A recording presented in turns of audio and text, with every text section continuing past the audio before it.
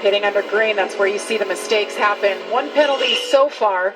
Grant Enfinger, as we mentioned, too fast entering.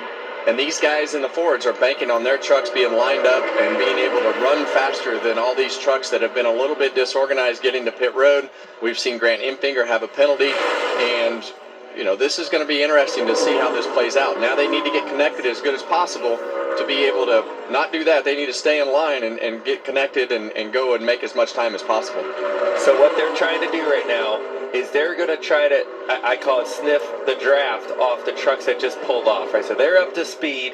They're going as fast as they can. They're going to try to catch those single trucks that fall off the back of the other packs. They didn't have a good pit stop. And they're going to catch that draft and make their whole pack run faster. And they're going to try to make time. Their bet is that they can run faster and catch the Chevy group, the Toyota group in front of them as just a group of Fords. This will be interesting to see how this plays out. Yeah, no, the thing that I really like about this truck race right now, I know it looks scattered.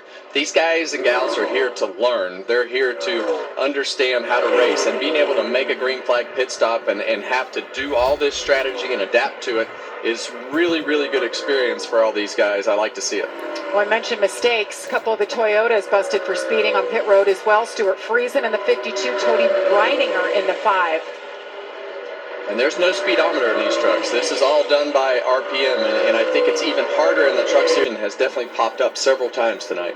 And I think it's just getting worse and worse over the years. I don't remember it being this bad in the truck series. It seems like just over time, you know, track loses grip, right? The asphalt gets a little bit worn out, and a lot of it depends on how aggressive you want to be. We talked about that too, Kevin, about downforce versus drag. You want your truck to go fast on the straightaways, but you got to have some handling, especially late in the run as your tires wear out like we had right there.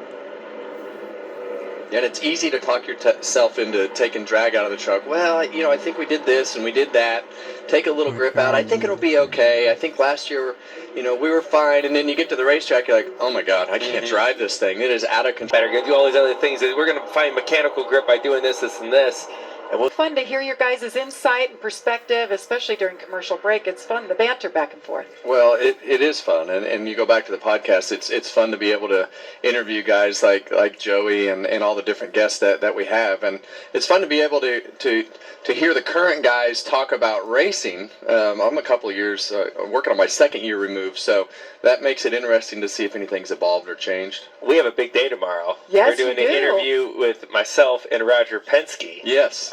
Which I've never done a sit-down interview with my boss before, so I'm looking forward to doing that. Yeah, when I asked for that, I was like, well, I don't know that we can make this work, but it would really be fun to have those two together to be able to talk about your championship, but also just so many different things that fell together when you went to Penske. So I'm interested. I'm not going to give you a lot of insight on my question. No heads up. I don't want you to have to sleep on all the... Raja Karuth in the 71 didn't have a chance on that restart. Well, it's the first time he's been up there tonight, and as we talked earlier, there's just there's things that happen, but we see that outside row start to form. That 88 truck, we saw how fast that he was with the 98 truck right behind him. He's got all of his teammates around him. These guys have done a great job of staying formed up tonight, but as Joey said earlier, his competitors have learned. They're fast, the top line will work, and we're just going to get in front of them. And Ben Rhodes says, the heck with you guys, I'm just moving forward.